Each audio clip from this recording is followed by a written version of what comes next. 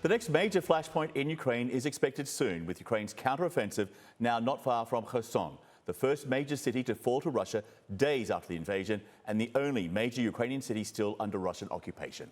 For the past few days, the city's main administrative building has stopped flying the Russian flag. A flagpole with no flag has raised questions about a possible Russian retreat. So to talk of a troop withdrawal on Russian media from Kremlin-appointed city leaders. Tens of thousands of civilians have been evacuated from the city and surrounding areas. And while Russian troops have been digging in and fortifying defensive positions, there's been no sign of a mass troop pullout from the region. All of this raising Ukrainian suspicions that perhaps the Russians have laid the groundwork for an ambush. And right now it seems the Russians are waiting for the harsh, cold temperatures of the coming months. The EU foreign policy chief referred to General Winter coming to help Putin and his beleaguered army. Ongoing airstrikes have damaged or destroyed around 40% of Ukraine's electricity infrastructure. Millions have been left without electricity, and rolling blackouts are now part of daily life. While G7 nations have promised to help Ukraine survive a brutally cold winter from a Russian assault the EU foreign policy chief said was a war crime. They are destroying the country systematically. They are bombing, destroying civil infrastructure. Millions of Ukrainians have no longer access to electricity. And what Putin is willing to do is to put the country in the darkness in the wintertime. This is a war crime. As for Kherson, residents there have told CNN they've seen nothing to indicate Russian troops are leaving en masse. The fate of their city is both strategically and politically crucial to both sides. A Russian retreat would be yet another major blow to Vladimir Putin. Pushing back a Ukrainian counteroffensive could give the Russians time to regroup and rearm. David Sanger is a CNN political and national security analyst. He also covers the White House and national security for the New York Times. In his spare time, he writes books like The Perfect Weapon. And right now, he is in Cambridge, Massachusetts. Thanks for being with us. Great to be with you. Okay, so there's a constant wave after wave of Russian attacks on soft targets like Ukraine's power stations and water pumping plants. It's really starting to bite, and it's not even winter yet. Listen to President Zelensky. Here he is. As of this evening, about 4.5 million energy consumers have been temporarily disconnected from consumption, according to emergency and stabilization schedules. Enduring Russian energy terror and passing such a test is our national task, one of the main ones now. Yeah, keeping everyone together during winter when the average daytime temperature in December, January and February in Ukraine is freezing, 0 Celsius, 32 Fahrenheit. So, Putin is committing terrorism on a scale not seen since World War II in many ways. So what does success look like to him? How does he know this has worked? Well, John, first of all, think about the number that you heard there from President Zelensky. He suggested that it was well over 4 million, so more than 10% of the country's population before the war started.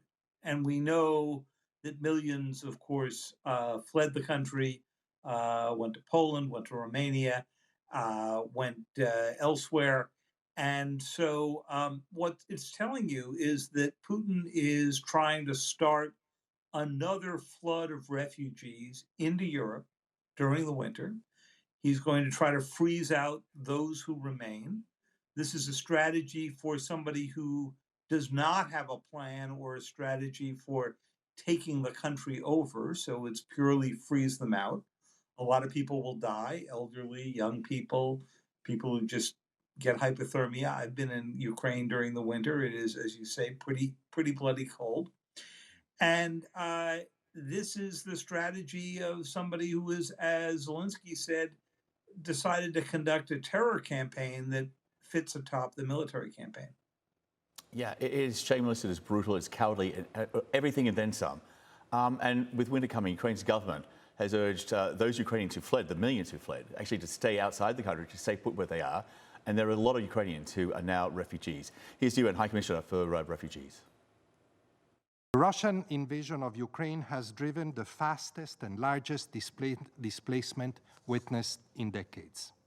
Ukrainians are about to face one of the world's harshest winters in extremely difficult circumstances. Humanitarian organizations have dramatically scaled up their response, but much more must be done, starting with an end to this senseless war. Well, there's one person who can end the war, and that's Vladimir Putin, and he won't. So in the meantime, there's this incredible need for humanitarian assistance for Ukraine over the coming months. Is that a much easier ask for the EU to supply humanitarian assistance, to get the stuff that they need? Or is there such a drain now that even that could be difficult? You know, I think it's an easier ask, but the fact of the matter is that there's no amount of aid that they could provide that will necessarily get the heat rolling again or the electricity back on in the middle of the winter in Ukraine. The aid they're going to need to take on, my guess is taking in more refugees. I think you're going to see a significant outflow again, just as you did during the original invasion, which was in late February. And Putin is doing this. He's targeting civilians because he's losing on the battlefield and could soon lose control of the Russian-occupied city of Kherson. Here's an assessment from the US Secretary for Defense. On the issue of whether or not the Ukrainians can take the remaining territory on the west side of the Dnieper River in Kherson, I certainly believe that they have the capability to do that. Most importantly, the Ukrainians believe that they have the capability to do that. Is this battle for the city of Kherson shaping up to be one of the biggest and bloodiest that they've seen so far? You know, it's a little hard to tell at the remove that we are at right now, and it looks like the Russians are doing sort of a slow withdrawal. There appears to have been some difference of opinion within the Russian leadership about whether to give up Kherson.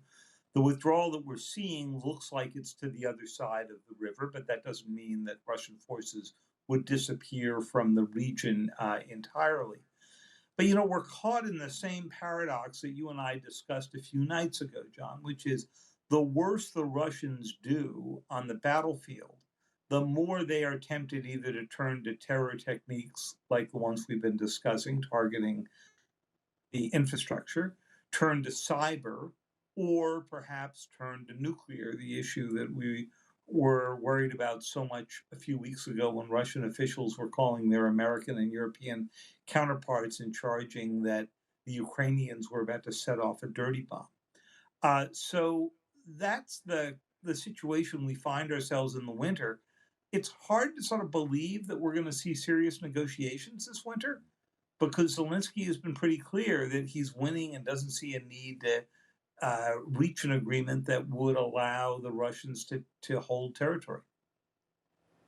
Yeah, this is going to grind on, it seems, and it's going to get worse and worse, as you say, for the civilians in particular, which is obviously the worst situation we could be in. David, thank you. David Sanger, CNN political national security analyst. Thank you, sir.